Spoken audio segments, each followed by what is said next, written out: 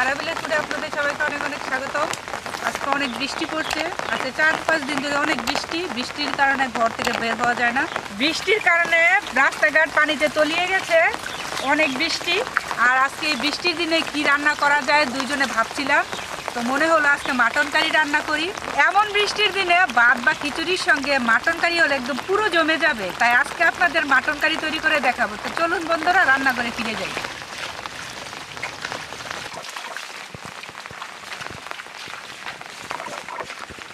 বৃষ্টির জন্য এতক্ষণ রান্না করতে পারিনি, রাত হয়ে গেছে। তো এখন আমরা মাটন কারি রান্নার জন্য বসে পড়েছি। মাটন কারি রান্না করার জন্য দেখুন আমরা কি কি মশলা নিয়ে নিয়েছি।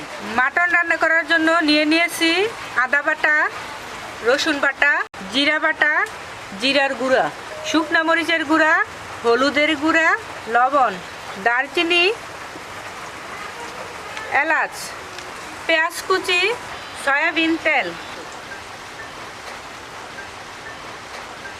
এখানে আমি 2 কেজি পরিমাণে মাটন নিয়েছি।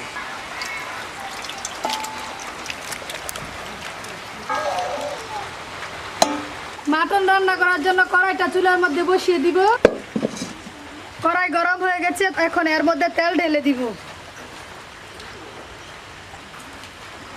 তেলটা গরম হয়েছে, এখন এর মধ্যে পেঁয়াজ কুচি দিয়ে দিব।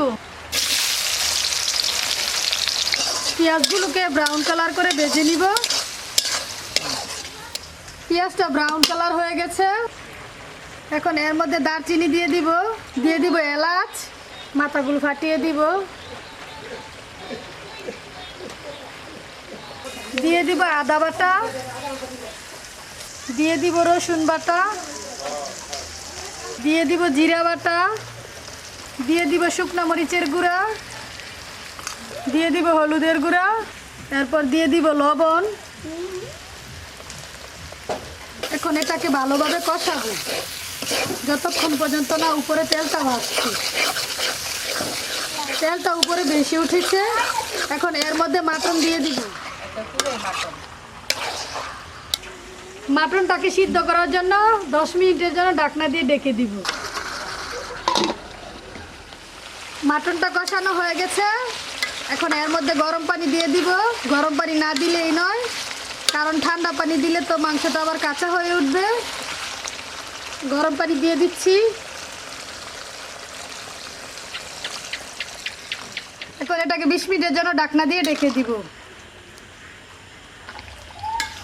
20 মিনিট হয়ে গেছে, রান্নাটাও প্রায় শেষের দিকে। এখন এর মধ্যে জিরার গুঁড়া ছিটিয়ে দিব।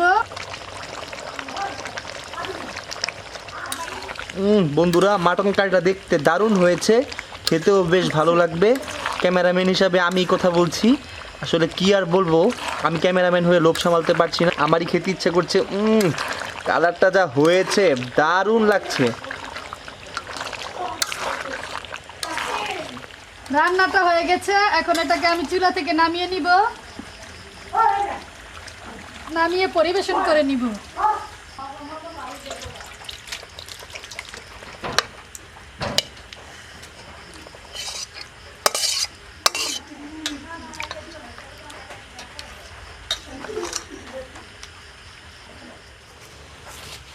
বাবি দেখুন তো মাটন কারিটা কেমন হয়েছে, আপনি খেয়ে দেখুন। বন্ধুরা, মাটন কারিটা দেখতে সেই হয়েছে, এখন খেয়ে দেখবো কেমন হয়েছে, তারপর আপনাদের বলছি খেয়ে।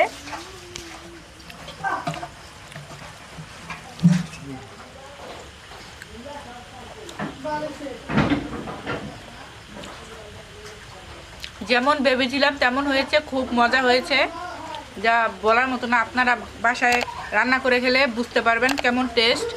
আমার কাছে খুব ভালো লাগছে, আপনারা বাসায় রান্না করে খাবেন, দেখবেন খুব ভালো লাগবে।